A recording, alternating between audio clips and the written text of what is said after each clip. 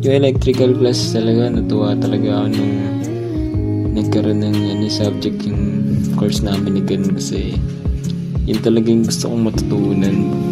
Buong semester, marami akong natutunan kay sir. Lalo na yung sa mga sa breadboard, yun talaga yung pinaka-pinaka na topic. Pagkakapit ng mga wire, yung anong resistor dapat yung kailangan, paggamit ng different components, yung mga basic na pero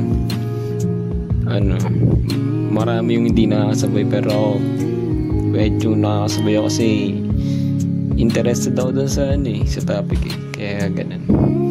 Tapos ang dami yung natutunan ni sir pag nagtatanong ako sa kanya sa electrical class namin. Sinasagot niya agad, talagang siksik sa details, lahat na nalalaman niya, mga experiences din nagsishare si sir sa class. Yun, napaka-fruitful talaga ng semester na to with Sir Joey. Tapos ayun,